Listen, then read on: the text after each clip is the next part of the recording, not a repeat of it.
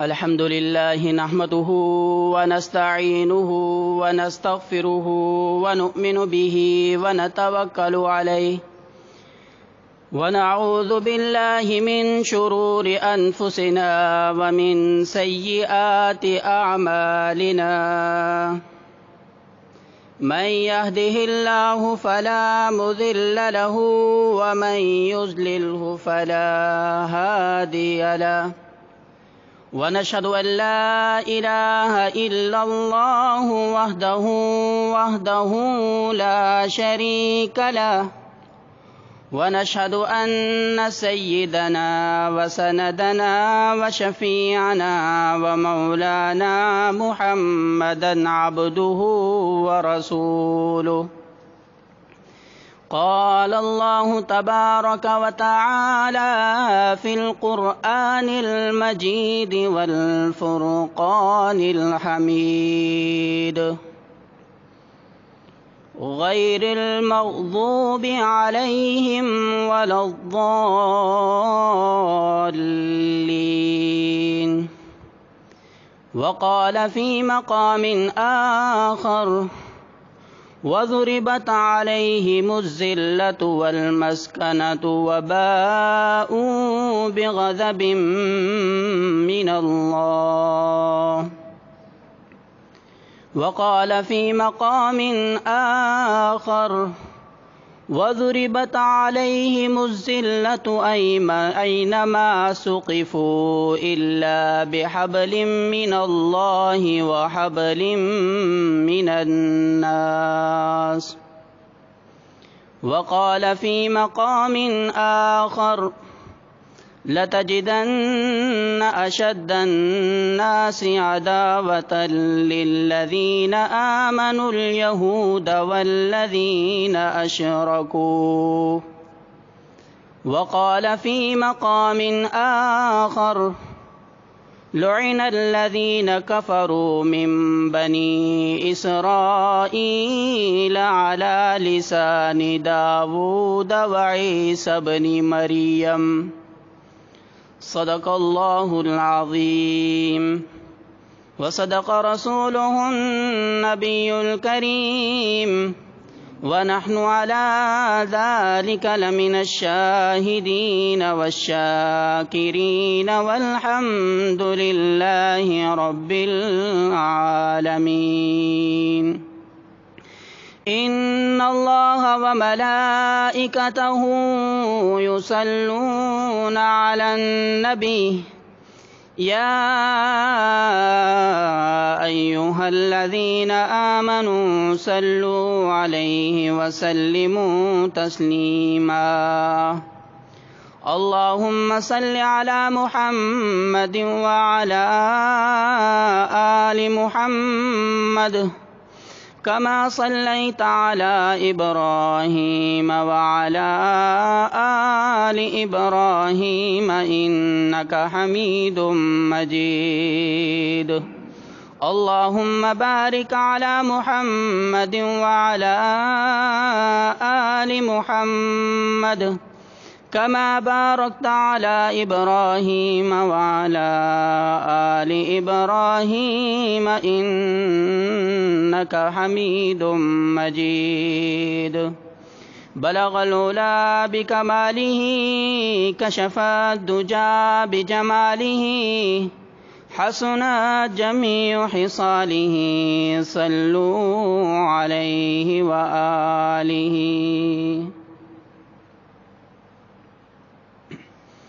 برادران اہل سنت والجماعت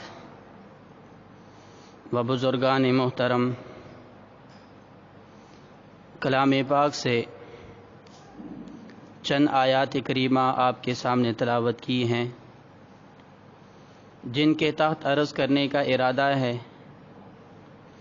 اللہ تبارک و تعالی سے توفیق کی التجا ہے کہ اللہ تعالی مجھے حق سچ بیان کرنے اور ہم سب کو اس پر عمل کرنے کی توفیق عطا فرمائے۔ جو آیات کریمہ آپ کے سامنے تلاوت کی ہیں، ان آیات کا تعلق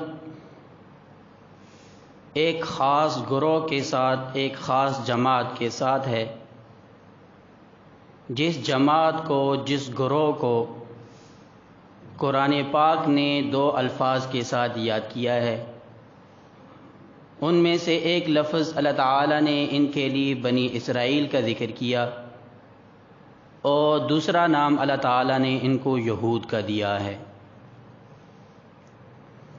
اب یہ یہود کیا ہیں؟ ان کی ابتدا کہاں سے ہوئی، اور ان کے اوپر کیا کیا ادوار گزرے، کیا کیا واقعات گزرے، اور ان کے بارے میں قرآن پاک کیا کہتا ہے، اور آج کے دور میں یہود کی وہ کیا منصوبہ بندی کر رہا ہے، کیا تیاری کر رہا ہے، اور آپ علیہ الصلاۃ والسلام کے زمانے میں یہود کی کیا کیفیت، کیا حالت تھی، اور آپ علیہ الصلاۃ والسلام کے زمانے کے بعد ان یہود کے اوپر کیا معاملات، کیا واقعات پیش آئے، تو اختصاراً عرض کرنا ہے۔ سب سے پہلی بات کہ ان یہود کی ابتدا کہاں سے ہوئی، اور ان کو یہودی کیوں کہا جاتا ہے، یا ان کو بنی اسرائیلی کیوں کہا جاتا ہے۔ تو ان کو یہود اس لیے کہا جاتا ہے کہ حضرت یعقوب علیہ الصلاۃ والسلام، ان کے 12 بیٹے تھے، ان میں سے ایک کا نام یوسف علیہ السلام، جن کو اللہ تعالیٰ نے نبوت کے مقام سے سرفراز فرمایا، اور اسی طرح ایک اور بیٹا ان کا تھا جس کا نام یہودا تھا، کہ جن 10 بھائیوں نے مل کر حضرت یوسف علیہ الصلاۃ والسلام کو کنویں میں ڈالنے کا منصوبہ بنایا تھا، تو ان 10 بھائیوں میں جو سب سے بڑا بھائی تھا اس کا نام یہودا تھا۔ آگے جو اس کی نسل چلی ہے تو ان کو یہود کہا جاتا ہے۔ اور ان کو بنی اسرائیلی کیوں کہا جاتا ہے؟ اس کی وجہ یہ ہے کہ حضرت یعقوب علیہ الصلاۃ والسلام کا لقب اسرائیل تھا۔ حضرت یعقوب علیہ الصلاۃ والسلام کا لقب اسرائیل تھا۔ عربی زبان میں اسرا عبد کو کہتے ہیں، اور ایل اللہ تعالیٰ کو کہتے ہیں، تو اس اعتبار سے اسرائیل اس کا معنی ہوا عبداللہ۔ تو یہ لقب تھا حضرت یعقوب علیہ الصلاۃ والسلام کا، اور آگے یعقوب علیہ الصلاۃ والسلام کے 12 بیٹوں سے جو اولاد چلی ہے ان کو بنی اسرائیل، یعنی اسرائیل کے بیٹے، اسرائیل کی اولاد کہا جاتا ہے۔ تو اس اعتبار سے ان کو یہودا بڑے بیٹے کے اعتبار سے کہا گیا، اور یعقوب علیہ الصلاۃ والسلام کی طرف نسبت کرتے ہوئے ان کی اولاد کو بنی اسرائیل، یعنی اسرائیل کی اولاد کہا گیا ہے۔ اب ان کے بارے میں کیا حکم ہے؟ اللہ تعالیٰ نے بنی اسرائیل یا یہودی جو لوگ ہیں ان کے بارے میں اللہ تعالیٰ نے قرآن میں حکم ارشاد فرمایا کہ وَضُرِبَتْ عَلَيْهِمُ الذِّلَّةُ أَيْنَمَا سُقِفُوا إِلَّا بِحَبْلٍ مِّنَ اللَّهِ وَحَبْلٍ مِّنَ النَّاسِ۔ قرآن پاک میں اللہ تعالیٰ نے ان بنی اسرائیل پر مختلف انداز سے اور مختلف الفاظ کے ساتھ لعنت اور ذلت کا تذکرہ کیا ہے، یہاں تک کہ پہلی سورۃ الفاتحہ کے اندر اللہ تعالیٰ نے فرمایا کہ غیر المغضوب علیہم ولا الضالین، ہمیں نیک لوگوں کا رستہ دکھانا، لیکن ان لوگوں کا رستہ نہیں دکھانا جن کے اوپر تیرا غضب اور تیرا جو ہے وہ لعنت یعنی گمراہی ہوئی۔ اب یہاں پر غیر المغضوب سے مراد یہودی ہیں کہ اللہ تعالیٰ نے ان کے اوپر اپنا غضب کیا تھا۔ اور اسی طرح اللہ تعالیٰ نے قرآن پاک میں فرمایا کہ لعن الذین کفروا من بنی اسرائیل علی لسان داود وعیسی ابن مریم، کہ اللہ تعالیٰ نے بنی اسرائیل پر، ان یہودیوں پر اللہ تعالیٰ نے داؤد علیہ السلام اور عیسیٰ علیہ السلام کی زبانی لعنت کی ہے۔ اور اسی طرح اللہ تعالیٰ نے قرآن میں فرمایا کہ لَتَجِدَنَّ أَشَدَّ النَّاسِ عَدَاوَةً لِلَّذِينَ آمَنُوا الْيَهُودَ وَالَّذِينَ أَشْرَكُوا، کہ ایمان والوں کا سب سے بڑا دشمن اگر آپ کسی کو پاؤ گے وہ یہودی ہیں یا یہ مشرک لوگ ہیں۔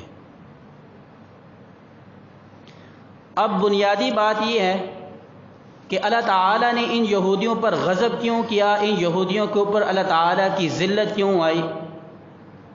یہ کوئی اسلام آنے کے بعد کا معاملہ نہیں ہے کہ پہلے کوئی وہ بغیر ذلت کے رہا کرتے تھے، اسلام نے ان کے اوپر کوئی ذلت مسلط کی ہے، ایسی بات نہیں ہے، بلکہ جب سے یہود کی ابتدا ہوئی ہے اس وقت سے لے کر آج تک یہود کے اوپر اللہ تعالیٰ کی طرف سے ذلت مسلط ہے۔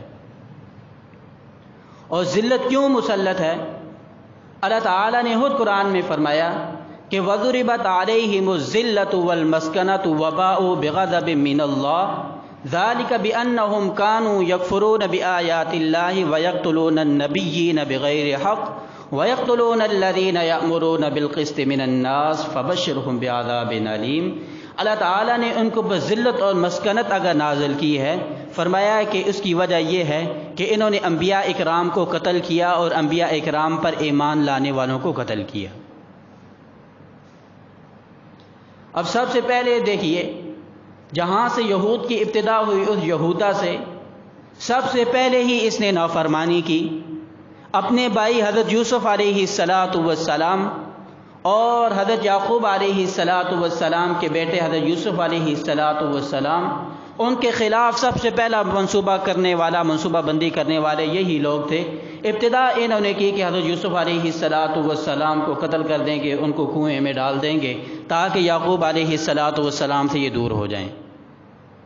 یعنی ابتدا ہی ان کی سازش سے ہوئی، پھر آخر ذلت ان کو اس وقت اٹھانی پڑی کہ جب یوسف علیہ السلام اور یعقوب علیہ السلام کی آپس میں ملاقات ہوتی ہے تو اس وقت ان کو ذلت اٹھانی پڑی کہ ہم نے کیسا منصوبہ بنایا تھا، آج ہمارا یہ منصوبہ سب کے سامنے واضح ہو گیا ہے۔ پھر انہوں نے یعقوب علیہ السلام سے یہ کہا کہ آپ ہمارے لیے استغفار کیجئے، تو اس کے جواب میں یعقوب علیہ السلام نے فرمایا کہ سوف استغفر لکم ربی انہ کان غفورا رحیما، میں عنقریب تمہارے لیے اللہ تعالیٰ سے استغفار کروں گا، اللہ تعالیٰ بخشنے والے ہیں۔ پہلی ذلت ان کو یہاں اٹھانی پڑی۔ پھر اس کے بعد حضرت یعقوب علیہ السلام کے ان 12 بیٹوں سے اولاد چلی جن کو بنی اسرائیلی اور یہودی کہا جاتا ہے۔ جب یہ اولاد چلی تو اس کے بعد موسیٰ علیہ السلام کا زمانہ آیا، اس زمانے تک ان کی کثیر تعداد ہو چکی تھی، پورے یہ قبائل بن گئے تھے۔ اللہ تعالیٰ نے ان کی طرف حضرت موسیٰ علیہ السلام کو نبی بنا کر بھیجا، ان لوگوں نے حضرت موسیٰ علیہ السلام کو بھی نہیں چھوڑا۔ حضرت موسیٰ علیہ السلام سے انہوں نے مطالبہ کیا کہ آپ اللہ تعالیٰ کی طرف سے کوئی کتاب ہم پر نازل کریں، تو حضرت موسیٰ علیہ السلام نے اللہ تعالیٰ نے کتاب کا وعدہ کیا۔ 9ویں سپارے میں اللہ تعالیٰ نے موسیٰ علیہ السلام سے وعدہ کیا کہ وَوَعَدْنَا مُوسَىٰ 30 لَيْلَةً وَأَتْمَمْنَاهَا بِعَشْرٍ فَتَمَّ مِيقَاتُ رَبِّهِ 40 لَيْلَةً، کہ ہم نے موسیٰ علیہ السلام کو تورات دینا چاہی اور ان سے 40 راتوں کا وعدہ کیا کہ آپ 40 راتوں کے بعد آ کر کوہ طور پر تشریف لے آئیں، وہاں پر آپ کو تورات دی جائے گی۔ جب اللہ تعالیٰ نے ان یہودیوں کے مطالبے پر حضرت موسیٰ علیہ السلام کو تورات جیسی کتاب عطا فرمائی، لیکن پھر بھی ان لوگوں نے نافرمانی کی۔ انہوں نے یہ کہا کہ ہمیں کیا پتہ یہ کتاب کہاں سے آئی ہے، بلکہ جب موسیٰ علیہ السلام کوہ طور پر تورات لینے کے لیے تشریف لے گئے، پیچھے ان لوگوں نے اس بچھڑے کو اپنا معبود بنایا اور اس کی عبادت کی، اس کے سامنے سجدہ ریز ہو گئے، حالانکہ خود انہوں نے مطالبہ کیا تھا کہ اللہ تعالیٰ ہمیں کوئی کتاب عنایت فرمائے، ہم اس کتاب کے اوپر چلیں۔ جب موسیٰ علیہ السلام تورات لینے کے لیے کوہ طور پر تشریف لے گئے، پیچھے انہوں نے اس بچھڑے کو معبود بنایا اور اس کی پرست شروع کر دی، وہاں پر بھی ان کو ذلت اٹھانی پڑی۔ موسیٰ علیہ السلام جب واپس تشریف لائے انتہائی غصے میں تھے، جس کا ذکر اللہ تعالیٰ نے قرآن میں کیا ہے، اور ان کی معافی اس طرح ہوئی کہ جن لوگوں نے اس بچھڑے کی پرستش کی تھی ان کو قتل کرنے کا حکم ہوا تھا۔ دوسری ذلت ان کو یہاں پر اٹھانی پڑی۔ پھر جب حضرت موسیٰ علیہ السلام تورات لے کر تشریف لے آئے، ان لوگوں نے یہ کہا کہ ہمیں کیا پتہ یہ کتاب آپ نے کہاں سے لائی ہے، ہم اس وقت مانیں گے کہ جب خود اللہ تعالیٰ یہ کہیں کہ یہ میری کتاب ہے، پھر ہم اس کتاب پر ایمان لائیں گے۔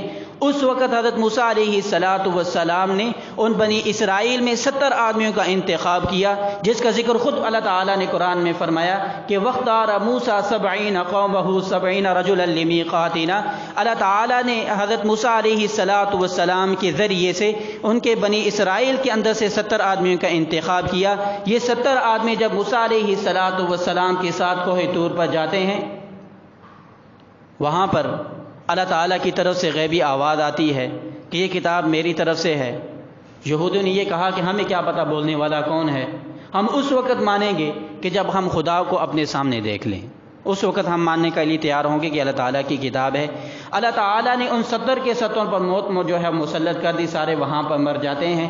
پھر موسیٰ علیہ السلام کی دعا کے ساتھ اللہ تعالیٰ نے ان کو دوبارہ زندہ کیا، اور کوہ طور کو اللہ تعالیٰ نے ان کو پر معلق کر دیا کہ اس کتاب کو مانو نہیں تو کوہ طور تمہارے اوپر آیا ہے۔ قرآن میں اللہ تعالیٰ نے تفصیلی اس کا تذکرہ کیا ہے۔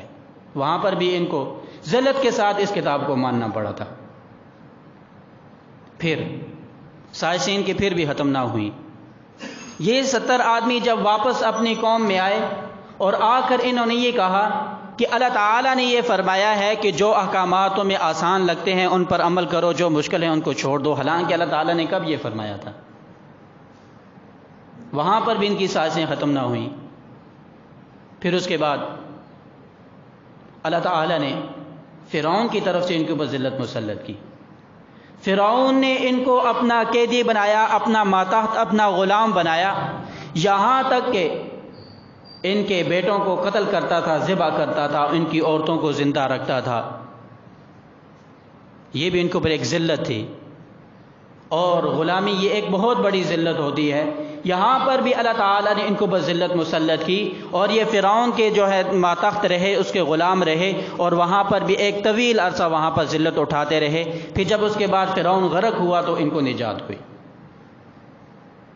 پھر بھی یہ لوگ اپنی سازوں سے باز نہ آئے۔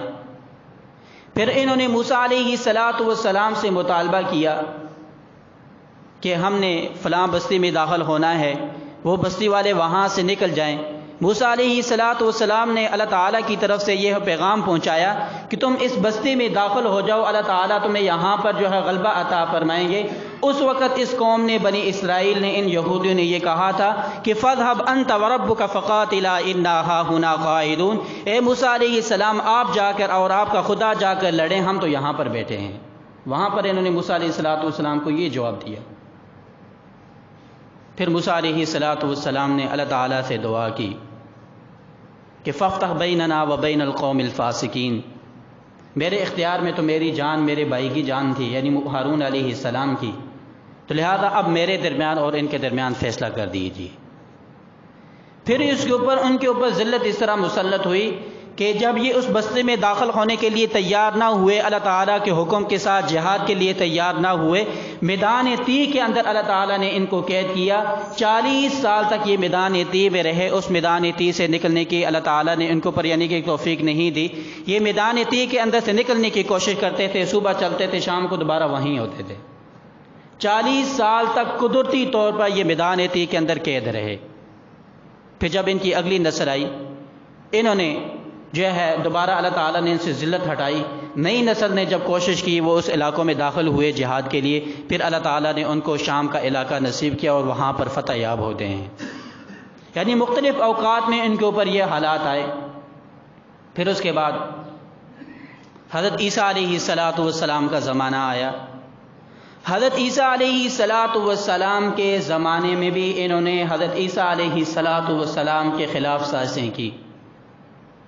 حضرت عیسیٰ علیہ السلام کو سولی دینے کے لیے، پھانسی پر لٹکانے کے لیے یہی لوگ وہاں پر گئے تھے۔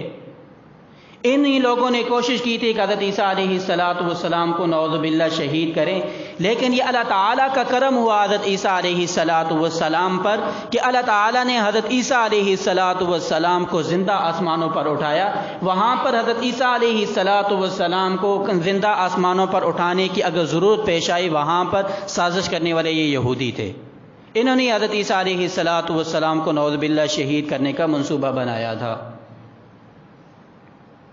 پھر یہاں پر ذلت کس طرح مسلط ہوئی؟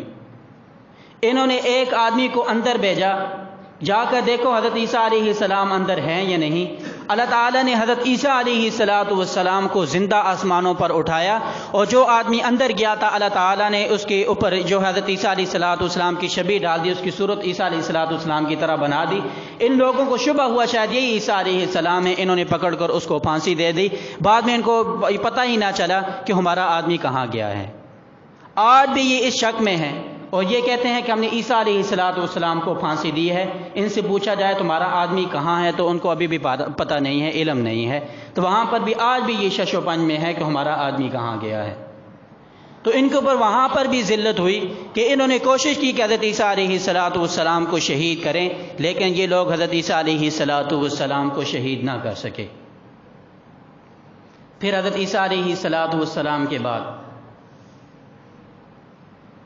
بنی اسرائیل، سورۃ اسرائیل جو 15 سپارے کی ابتدا جہاں سے ہوتی ہے، وہاں پر اللہ تعالیٰ نے ان بنی اسرائیلیوں سے 2 وعدے کیے تھے.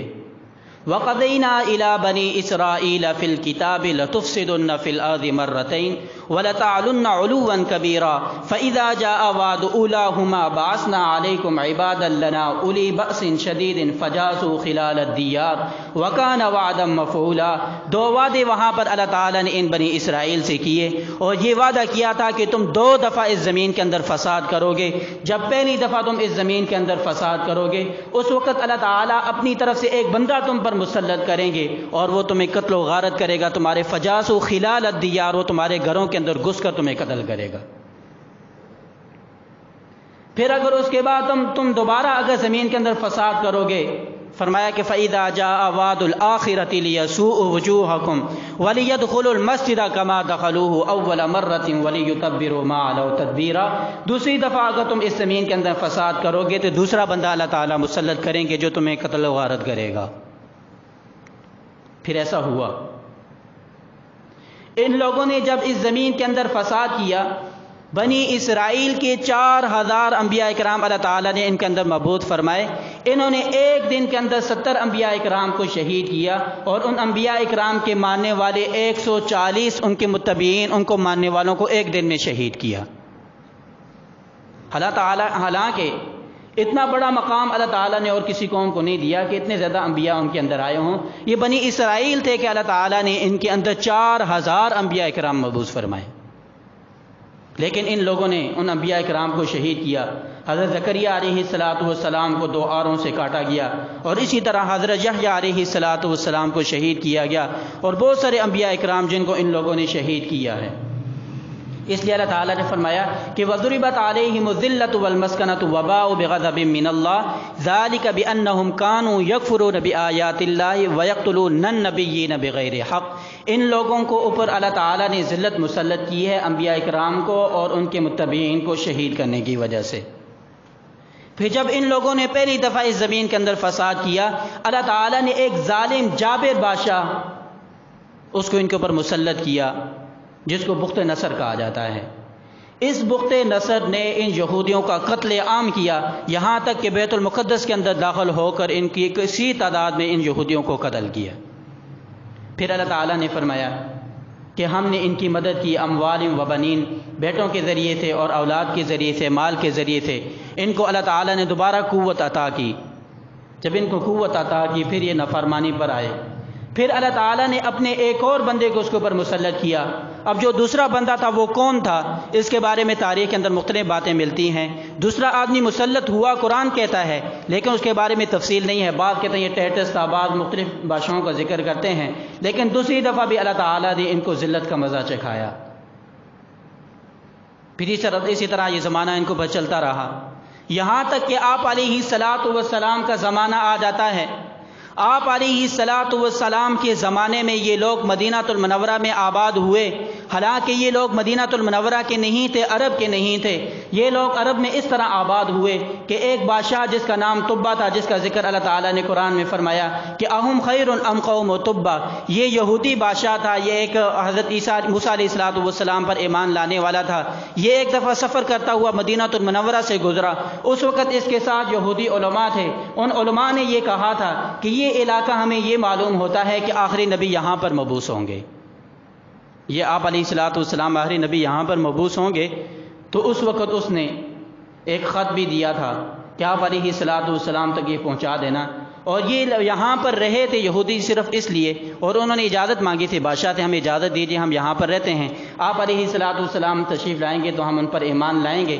لیکن جب آپ علیہ السلام تشریف لائے تو سب سے زیادہ مخالفت کرنے والے یہی یہودی تھے. آپ علیہ الصلوۃ والسلام جب ہجرت فرما کر مدینہ المنورہ سے مکہ المکرمہ سے مدینہ المنورہ تشریف لائے، اس وقت مدینہ المنورہ کے اندر بھی 3 بڑے یہودی قبائل آباد تھے، جن میں سے ایک قبیلے کا نام قبیلہ بنو قریظہ، ایک کا نام قبیلہ بنو قینقاع اور ایک کا نام قبیلہ بنو نذیر تھا۔ یہ 3 بڑے یہودی قبائل وہاں پر آباد تھے، لیکن انہوں نے آپ علیہ الصلوۃ والسلام کے خلاف بھی سازشیں کی تھیں۔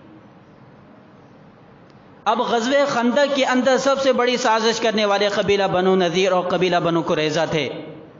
پھر ان کے اوپر کیا اللہ تعالیٰ نے ذلت مسلط کی، ذلت اس طرح مسلط کی کہ سب سے پہلے قبیلہ بنو قینقاع وہاں سے ذلیل ہو کر مدینہ المنورہ کو چھوڑ کر بھاگے۔ پھر اس کے بعد قبیلہ بنو نذیر والوں نے سازش کی، وہ لوگ وہاں سے ذلیل ہو کر وہاں سے بھاگے، وہ چلا وطن کیا گیا، ان کو مدینہ المنورہ سے نکال دیا گیا۔ جب غزوہ خندق کا موقع آیا، ان لوگوں نے سازش کی، یہاں تک کہ جو مدینہ المنورہ کے اندر یہودیوں کے ساتھ آپ علیہ الصلوۃ والسلام نے معاہدہ کیا تھا، جس کو میثاق مدینہ کہا جاتا تھا، ان کے ساتھ یہ معاہدہ تھا کہ تم نے دشمن کی مدد نہیں کرنی، ہمارے ساتھ تعاون کرنا ہے۔ لیکن جب غزوہ خندق کا موقع آیا، قبیلہ بنو قریظہ والوں نے اندر سے سازش کی اور باہر سے 10,000 جو کفار، انہوں نے بھی آپ مسلمانوں پر حملہ کیا، اندر سے بھی ان لوگوں نے غداری کی، اس معاہدے کو توڑا۔ اس سازش کا ان کو کیا نتیجہ، کیا ان کو انجام بھگتنا پڑا؟ جب غزوہ خندق کا اختتام ہوتا ہے، آپ علیہ الصلوۃ والسلام نے اپنے ہتھیار اتار دیے، حضرت جبریل امین تشریف لاتے ہیں، ابھی تک ہتھیار انہوں نے پہنے ہوئے ہیں۔ آپ علیہ الصلوۃ والسلام نے ان سے پوچھا ابھی تک کیوں ہتھیار پہنے ہوئے ہیں؟ حضرت جبرائیل علیہ الصلوۃ والسلام نے عرض کی، یا رسول اللہ صلی اللہ علیہ وسلم، اللہ تعالیٰ کا حکم ہے کہ قبیلہ بنو قریظہ والوں کا محاصرہ کیا جائے، ان لوگوں نے غداری کی ہے۔ پھر کیا انجام ہوا اللہ تعالیٰ کی طرف سے؟ پھر اللہ تعالیٰ نے مسلمانوں کو وہاں پر فتح دی، قبیلہ بنو قریظہ والوں کا محاصرہ ہوا، اللہ تعالیٰ نے فتح دی۔ پھر آخر فیصلہ یہ ہوا کہ ان کے جتنے بھی جنگجو ہیں، جو لڑنے والے ہیں، ان کے سپاہی فوجی ہیں، ان سب کو قتل کر دیا جائے، اور ان کی جو عورتیں اور بچے ہیں ان کو قیدی بنا دیا جائے، ذلت کے ساتھ یہ مسلمانوں کے ماتحت رہیں۔ پھر ایسا ہی ہوا، جب قبیلہ بنو قریظہ اس پر مسلمانوں کا قبضہ ہوا، 4,000 یہودی وہاں پر ایک خندق کے اندر ان کو قتل کر کے وہ ڈال دیا گیا، وہاں پر ان کے اوپر ذلت مسلط ہوئی۔ پھر اس کے بعد یہ یہودی جا کر خیبر کے اندر آباد ہوئے۔ پھر آپ علیہ الصلوۃ والسلام نے اپنی زندگی مبارک میں فرمایا تھا، ان یہودیوں کو جزیرہ عرب سے باہر نکال دینا۔ آپ علیہ الصلوۃ والسلام کی زندگی میں حضرت سیدنا علی المرتضیٰ رضی اللہ تعالیٰ عنہ کے ہاتھوں یہ خیبر فتح ہوتا ہے۔ یہ لوگ پہلے مدینہ المنورہ کو چھوڑ کر بھاگے، اس کے بعد جب خیبر فتح ہوا، یہ لوگ وہاں سے بھی ذلیل ہو کر بھاگے اور جا کر دوسرے علاقوں میں آباد ہوئے۔ پھر آپ علیہ الصلوۃ والسلام کا جو فرمان تھا ان یہودیوں کو جزیرہ عرب سے باہر نکال دینا، حضرت سیدنا فاروق اعظم رضی اللہ تعالیٰ عنہ کا زمانہ آتا ہے، اس زمانے میں آپ علیہ الصلوۃ والسلام کا یہ حکم پورا ہوا اور ان یہودیوں کو جزیرہ عرب سے باہر نکال دیا گیا۔ آپ علیہ الصلوۃ والسلام نے یہ سخت حکم کیوں ارشاد فرمایا؟ اس کی وجہ یہ ہے کہ اللہ تعالیٰ نے قرآن میں فرمایا تھا کہ لَتَجِدَنَّ أَشَدَّ النَّاسِ عَدَاوَةً لِلَّذِينَ آمَنُوا الْيَهُودُ، سب سے زیادہ اگر مسلمانوں کے کوئی مخالف ہیں، فرمایا کہ وہ یہودی ہیں۔ پھر وہاں ان کو یہ ذلت اٹھانی پڑی، جزیرہ عرب سے بھی باہر نکال دیا گیا۔ پھر اس کے بعد انہوں نے اور سازشیں کی۔ آپ علیہ الصلوۃ والسلام کی وفات کے بعد انہوں نے اور سازشیں کی۔ ایک شخص عبداللہ ابن سبا یہودی جس کا نام تھا، ظاہری طور پر اس شخص نے کلمہ پڑھا، مسلمان ہوا، اپنے اسلام کا اظہار کیا، حقیقت میں یہ آدمی منافق تھا۔ اس نے جب حضرت عثمان رضی اللہ تعالیٰ عنہ کا دور خلافت آتا ہے، اس وقت اس نے سازش کی اور بھلوائیوں کا ایک گروہ تیار کیا اور یہ کہا کہ خلافت کے مستحق اگر کوئی تھے تو حضرت علی رضی اللہ تعالیٰ عنہ تھے۔ پہلے 3 خلفاء نے نعوذ باللہ حضرت علی رضی اللہ تعالیٰ عنہ کے خلافت پر قبضہ کیا ہے۔ یہ شخص حقیقت میں حضرت علی رضی اللہ تعالیٰ عنہ سے بھی محبت نہیں رکھتا تھا، بلکہ صرف اس نے ان مسلمانوں کے درمیان ایک اختلاف کی بنیاد رکھی تھی۔ پھر اس نے حب علی کا نعرہ لگایا کہ ہم حضرت علی رضی اللہ تعالیٰ عنہ سے محبت کرنے والے ہیں۔ عبداللہ ابن سبا یہودی اس کا نام تھا۔ اس نے سازش کی ابتدا کی اور ایک گروہ اس کی وجہ سے ایک جو ہے وجود میں آیا جس کو تشیع شیعہ یا رافضی کہا جاتا ہے۔ آج مسلمانوں کے اندر فسادات کی وجہ بھی وہی ہے جب سے ایران کے اندر خمینی انقلاب آیا ہے اس وقت سے اختلاف مسلمانوں کے اندر آیا ہے، تو یہاں پر آج تک اگر اس فسادات کی وجہ ہے تو وہ یہودی ہیں۔ بہرحال وہاں پر بھی انہوں نے سازشیں کی، پھر اس کے بعد زمانہ چلتا رہا، پھر اللہ تعالیٰ نے فرمایا، قرآن میں فرمایا تھا کہ اگر تم فَإِنْ عُدْنَا، اگر تم دوبارہ لوٹو گے تو ہم بھی دوبارہ لوٹیں گے، یعنی اگر تم دوبارہ زمین کے اندر فساد کرو گے ہم بھی دوبارہ زمین کے اندر آ کر تمہیں مغلوب کریں گے۔ پھر ایک زمانہ آیا جرمنی کی اور ان یہودیوں کے آپس میں لڑائی ہوئی۔ جرمنی کا جو چانسلر تھا جس کو ہٹلر کہا جاتا ہے، اور جو واقعہ پیش آیا جس کو ہولوکاسٹ کہا جاتا ہے، اس ہٹلر نے یورپ کے اندر جتنے یہودی آباد تھے اس کے اندر تقریباً 3 یہودیوں میں سے 2 یہودیوں کو قتل کیا گیا، یعنی ہر 3 میں سے 2 قتل ہوئے۔ تقریباً 90 لاکھ ان کی آبادی تھی، 90 لاکھ کے اندر 60 لاکھ ان کے قتل ہوئے۔ یہ قتل عام ہٹلر کے زمانے میں ہوتا ہے۔ ان لوگوں نے اس وقت دوبارہ سازش کرنے کی کوشش کی تو دوبارہ اللہ تعالیٰ نے اپنا ایک بندہ اپنی طرف سے ایک آدمی کو مسلط کیا جس نے ان کا قتل عام کیا، جس کو ہولوکاسٹ کے نام سے یاد کیا جاتا ہے۔ اس وقت بھی یہ لوگ مغلوب ہوئے اور زمین کے اندر ذلیل ہوئے، جس کا ذکر اللہ تعالیٰ نے قرآن میں فرمایا تھا غیر المغضوب، یہ لوگ غضب شدہ ہیں۔ اب یہ لوگ غضب شدہ کیوں ہوئے، مغضوب کیوں ہوئے؟ حالانکہ اس وقت مشرک بھی موجود تھے، عیسائی بھی موجود تھے، لیکن خصوصی طور پر ان لوگوں کے اوپر ذلت کیوں مسلط ہوئی؟ اس کی وجہ یہ تھی کہ یہ لوگ سازشی تھے۔ اب جو مشرک تھے ان کو کسی چیز کا علم نہیں تھا، یہ لوگ اہل کتاب شمار ہوتے تھے، ان کو علم تھا، تو یہ لوگ سازشیں کیا کرتے تھے۔ ان سازشوں کی وجہ سے یہ لوگ ذلیل ہوئے ہیں۔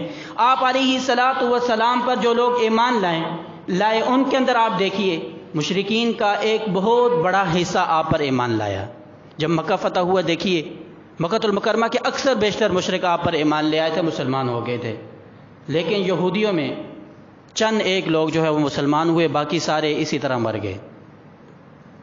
اور اسی طرح آپ علیہ الصلاۃ والسلام کے زمانے میں کعب ابن اشرف ایک یہودی تھا، اس نے بھی مسلمانوں کے خلاف حجوانہ اشعار کہنے شروع کیے، حجوں کی برائی کی اشعار کے اندر۔ آپ علیہ الصلاۃ والسلام نے حضرت حبیب رضی اللہ تعالیٰ عنہ کو بھیجا، اور اسی طرح حضرت فیروز رضی اللہ تعالیٰ عنہ کو بھیجا، انہوں نے جا کر اس کو قتل کیا۔ پھر اس کے بعد یہ زمانہ چلتا رہا۔ آج پھر وہی وقت آ گیا ہے کہ یہودی پھر سازشوں میں مصروف ہیں، دوبارہ وہ قوت پکڑ رہے ہیں، دوبارہ مسلمانوں کے خلاف ظلم کر رہے ہیں۔ اب کیا مطلب ہے کہ دوبارہ ان کی شامت آنے والی ہے، دوبارہ ان کے اوپر اللہ تعالیٰ کا وعدہ پورا ہونے والا ہے کہ اللہ تعالیٰ نے فرمایا کہ اگر تم سازشیں کرو گے تو عدنا، پھر ہم بھی لوٹیں گے۔ مطلب کیا ہے کہ جب تم زمین کے اندر فساد کرو گے تو پھر ہماری طرف سے کوئی بندہ تم پر مسلط ہوگا۔ یہ مثالیں بیان ہو چکی ہیں کہ کس طرح حضرت یعقوب علیہ الصلاۃ والسلام کے زمانے سے لے کر پھر موسیٰ علیہ الصلاۃ والسلام کا زمانہ، عیسیٰ علیہ السلام کا زمانہ، پھر آپ علیہ الصلاۃ والسلام کا زمانہ، آپ کے بعد ہٹلر کا زمانہ، یہ سارے زمانے دیکھیے جب بھی ان لوگوں نے سازش کی اللہ تعالیٰ نے کوئی نہ کوئی ان کے اوپر مسلط کیا ہے۔ اور آج یہ اسرائیل کے صورت میں پھر دوبارہ مجتمع ہیں۔ یاد رکھیے کہ اسرائیل یہ 1948 کے اندر وجود میں آتا ہے، اور اسرائیل یاد رکھیے اس کی اپنی کوئی حیثیت نہیں ہے۔ اسرائیل کو اگر کوئی بنانے والا ہے، اس کی اگر یہ ساری منصوبہ بندی کرنے والا ہے، اس کے اندر صرف 2 ملک ملوث ہیں، ان میں سے ایک برطانیہ اور دوسرا امریکہ۔ اب جو لوگ جرمنی تھے، ہٹلر جو تھا یہ جرمنی تھا، اب جو ہٹلر تھا یہ جرمنی تھا، اور یہ برطانیہ اور امریکہ یہ انگریز ہیں۔ ان دونوں نے ان یہودیوں سے نفرت کا اظہار کیا ہے، لیکن دونوں کی نفرت میں بڑا فرق ہے۔ جرمنی نے نفرت کا اظہار کیا، ان کا قتل عام کیا، جرمنی سے نکال دیا۔ ہٹلر نے قتل عام کیا، جو باقی یہودی تھے ان کو وہاں سے نکال دیا، اپنے سے دور کر دیا، یہودیوں کو کہا کہ یہ لوگ سازشی ہیں۔ لیکن انگریز نے، برطانیہ اور امریکہ نے، ان لوگوں نے بھی نفرت کا اظہار کیا، لیکن ان کی نفرت کا انداز کچھ اور تھا۔ نفرت کا انداز اور کس طرح تھا؟ ان لوگوں نے یورپ کے اندر جتنے بھی یہودی آباد تھے تو ان کے لیے ایک علیحدہ ملک بنایا، ایک علیحدہ ایک علیحدہ ریاست اور ایک علیحدہ ملک بنایا، اور انہوں نے ایک تیر کے ساتھ دو شکار کیے۔ حالانکہ وہ ایک علیحدہ ریاست، ایک علیحدہ ملک وہ برطانیہ کے ساتھ بھی تو بنا سکتے تھے، وہاں پر بھی تو بہت سارے جزیرے پڑے ہوئے تھے، کسی جزیرے میں ان کو آباد کر دیتے، وہاں کسی علاقے میں ان کو آباد کر دیتے۔ حالانکہ کہاں برطانیہ اور کہاں یہ جزیرۃ العرب، عرب کے اندر آ کر ان کو آباد کیا ہے۔ یہاں پر آباد کرنے کی وجہ یہ تھی کہ یہاں پر چاروں طرف عرب ممالک آباد ہیں۔ اسرائیل کے ایک طرف فلسطین آباد ہے، ایک طرف اردن آباد ہے، ایک طرف مصر آباد ہے، ایک طرف لبنان آباد ہے۔ یہ سارے علاقے جو ہے اسرائیل کے ارد گرد آباد ہیں۔ اتنی دور سے یورپ سے جو یہودی آ کر اسرائیل کے اندر آباد ہوئے، اس کی وجہ یہ تھی کہ اس وقت وہاں پر عرب کا ایک ہولڈ تھا، ایک طاقت تھی۔ خلافت عثمانیہ کی صورت میں بھی مسلمانوں کی طاقت کا مرکز ترکی تھا، اور ارد گرد کے جتنے عرب ملک تھے یہ سارے فوجیں اکٹھی تھی اس خلافت عثمانیہ کی صورت میں۔ ان کی طاقت کو توڑنے کے لیے، ان کو کمزور کرنے کے لیے ان انگریزوں نے، برطانیہ اور امریکہ نے مل کر یہودیوں کا اجتماع ان کو اکٹھا کیا ہے، تو بالکل عرب کے درمیان میں لا کر ان کو اکٹھا کیا ہے۔ حالانکہ کسی اور جگہ بھی ان کو آباد کیا جا سکتا تھا۔ اس کے اندر ان کے دو فائدے تھے۔ ایک تو یہ ہے کہ عربوں کو آپس میں لڑایا جائے، عربوں کو آپس میں لڑایا جائے، یا یہ ہے کہ ان کو آپس میں، یہاں پر یہودی بھی ساتھ ہیں، ان کے آپس میں جنگیں کرائی جائیں۔ یہودیوں سے بھی نفرت کا اظہار ہوا، وہ بھی مریں گے، اور ادھر سے عرب بھی، مسلمان بھی مریں گے، کیونکہ وہ تو دونوں کے خلاف ہیں۔ وہ یہودیوں کے بھی خلاف ہیں، وہ مسلمانوں کے بھی خلاف ہیں، خصوصی طور پر عرب کے وہ خلاف ہیں۔ اب وہاں پر اگر کوئی جنگ ہوتی ہے تو اسرائیل اور مسلمان عرب آپس میں لڑیں گے، دونوں طرف سے ان کو فائدہ، اسرائیل والے مریں، یہودی مریں پھر بھی ان کو فائدہ ہے، مسلمان مریں تو پھر بھی ان کو فائدہ ہے، اور وہ خود ایک طرف بیٹھا ہوا ہے۔ تو اس لیے یہاں پر ان اسرائیل کو، ان یہودیوں کو آباد کرنے والے اگر کوئی لوگ تھے تو یہ برطانیہ کے لوگ تھے۔ یہاں پر بھی ایسا ہوا، پاکستان، بر صغیر پاک و ہند میں بھی ایسا ہوا۔ یہاں پر بھی یہ بھی علاقہ اگر کسی کے کنٹرول میں تھا تو یہ برطانیہ کے کنٹرول میں تھا۔ یہ پاک و ہند، پاکستان اور انڈیا اگر آزاد ہوئے تو یہ برطانیہ سے آزاد ہوئے۔ لیکن یہاں پر بھی انہوں نے ایسٹ انڈیا کمپنی کے ذریعے سے آ کر مختلف طریقے سے انہوں نے ابھی بھی سازشیں، انگریز گیا تو ہے لیکن ان کی سازشیں باقی ہیں۔ اسی طرح انہوں نے وہ علاقہ چھوڑا تو ہے، عرب کا علاقہ، لیکن ابھی بھی ان کی سازشیں باقی ہیں۔ حالانکہ وہ جو علاقے تھے عرب کے علاقے، وہ مسلمانوں کے دور میں حضرت فاروق اعظم رضی اللہ تعالیٰ عنہ کے دور میں یہ فتح ہوتے ہیں۔ آج دوبارہ یہودیوں کو وہاں پر آ کر آباد کیا گیا، اور ابھی وہ دوبارہ قوت پکڑ رہے ہیں۔ قوت پکڑنے کے بعد کیا ہوگا؟ خود آپ علیہ الصلوۃ والسلام نے اشارہ فرما دیا ہے۔ آپ علیہ الصلوۃ والسلام نے فرمایا کہ جب دجال برآمد ہوگا اس وقت اصفہان سے 70,000 یہودی اس کے ساتھ ملیں گے۔ 70,000 یہودی اس دجال کا ساتھ دیں گے۔ پھر آپ نے یہ بھی فرمایا کہ جب حضرت عیسیٰ علیہ السلام، امام مہدی آئیں گے، اس وقت ان یہودیوں کے خلاف مسلمان جہاد کریں گے۔ یہودی جس پتھر کے پیچھے، جس درخت کے پیچھے، جس چیز کے پیچھے چھپے گا، اس وقت وہ چیز بولے گی اور یہ کہے گی مسلمان اس کو قتل کر، میرے پیچھے یہودی اللہ تعالیٰ کا دشمن چھپا ہوا ہے۔ تو یہ سارے حالات اسی وقت پیش آ سکتے ہیں کہ جب یہود کے پاس ایک طاقت ہو۔ جب اس کے بعد طاقت ہی نہ ہو، بکھرے پڑے ہوں مختلف جگہوں پر، تو وہ کس طرح مسلمانوں کا مقابلہ کریں گے؟ تو یہ جب ملک آباد ہوا تو اس وقت 1948 کے اندر یہ اسرائیل آباد ہوا تھا، یعنی یہ ملک بنا تھا، تو اس وقت ان کی آبادی 8 لاکھ تھی۔ 8 لاکھ یہودی وہاں پر آباد تھے۔ 10 سالوں کے اندر ان کی آبادی 20 لاکھ تک پہنچی۔ یعنی اندازہ کیجئے کہ 12 سالوں کے اندر ان کی 10 سال کے اندر 12 لاکھ آبادی ان کی بڑی ہے۔ یہ مختلف ملکوں سے اکٹھے ہوتے تھے یہاں پر۔ یورپ کے اندر جتنے یہودی تھے وہ سارے یہاں پر اکٹھے ہوئے، مختلف علاقوں میں جتنے یہودی تھے سارے ایک جگہ پر اکٹھے ہوئے۔ تو یہ اکٹھے ہونے کا مقصد ہی یہ وہ وعدہ پورا ہونا تھا کہ تب ہی صورت میں جنگ ہو سکتی ہے جب یہ سارے ایک جگہ پر ہوں۔ اگر یہ بکھرے ہوئے ہوتے، کچھ یورپ کے اندر، کچھ امریکہ کے اندر، کچھ برطانیہ کے اندر، مختلف جگہوں پر یہ بکھرے ہوئے ہوتے تو ان کی اتنی طاقت نہ ہوتی، مضبوطی نہ ہوتی، ان کے خلاف جہاد اتنی آسانی سے نہ ہوتا۔ اب یہ جب سارے اکٹھے ہوئے ہیں، ان کی ایک طاقت بنی ہے، جب یہ قوت میں آئیں گے، قوت کے بعد پھر فساد کریں گے، قوت کے بعد یہ فساد کریں گے۔ پہلے بھی ایسا ہوتا رہا، پہلے ان کو بادشاہوں کی طرف سے مار پڑی، پھر اس کے بعد یہ قوت میں آئے، پھر انہوں نے فساد کیا، فساد کے بعد دوبارہ ان کو مار پڑی۔ اسی لیے ہٹلر سے ان کو مار پڑی، پھر یہ کمزور پڑے، کمزور پڑنے کے بعد ابھی دوبارہ یہ طاقت میں آئے ہیں، اور معلوم تو یہی ہوتا ہے کہ ان کا آخری وقت ہے، کیونکہ اس کے بعد جب عیسیٰ علیہ السلام، امام مہدی آ جائیں گے، اس کے بعد یہودیت کا خاتمہ ہو جائے گا، مسلمان اور عیسائی مل کر ان کا خاتمہ کریں گے۔ اب سوچتے ہیں کہ عیسائی کیسے مل کر خاتمہ کریں گے؟ قرآن میں اللہ تعالیٰ نے فرمایا کہ جب حضرت عیسیٰ علیہ السلام تشریف لائیں گے اس وقت عیسائیت کا اکثر حصہ جو ہے وہ حضرت عیسیٰ علیہ السلام پر ایمان لے آئے گا، یعنی کہ جو ان کا یہ عقیدہ ہے عیسائیوں کا، کیونکہ عیسائیوں کے 3 گروہ ہیں۔ بعض لوگ یہ کہتے ہیں کہ حضرت عیسیٰ علیہ السلام وہ خدا ہیں، بعض یہ کہتے ہیں کہ حضرت عیسیٰ علیہ السلام خدا کے بیٹے ہیں، اور بعض یہ کہتے ہیں کہ حضرت عیسیٰ علیہ السلام 3 خداؤں میں سے ایک خدا ہیں۔ اب یہ جتنے بھی ان عیسائیوں کی عقیدے ہیں، جب عیسیٰ علیہ السلام خود تشریف لے آئیں گے تو اس وقت ان کا عقیدہ ختم ہو جائے گا، کیونکہ وہ کیسے جب عیسیٰ علیہ السلام آ جائیں گے تو یہ کیسے حضرت عیسیٰ علیہ السلام کو خدا کہیں گے؟ خود عیسیٰ علیہ السلام وضاحت کر دیں گے۔ تو اس وقت جو عیسائی لوگ ہیں عیسیٰ علیہ السلام کی بات مان لیں گے، تو اس وقت مسلمان مل کر، یہ سارے مل کر ان یہودیوں کا مقابلہ کریں گے، جہاد ہوگا، اس وقت ان یہودیوں کا خاتمہ ہو جائے گا۔ یہودیت کے خاتمے کے بعد اللہ تعالیٰ دوبارہ مسلمانوں کو فتح دیں گے۔ ابھی وہی وقت معلوم ہوتا ہے کہ قریب ہے کہ یہ دوبارہ اکٹھے ہو رہے ہیں، اور قیامت کی علامات جو اللہ تعالیٰ نے ذکر فرمائی، اور آپ علیہ السلام نے احادیث میں ذکر فرمائی تھی، وہ علامات بھی پوری ہو گئی ہیں، تو لہذا معلوم ہوتا ہے کہ یہ وقت قریب ہے، اور اس لیے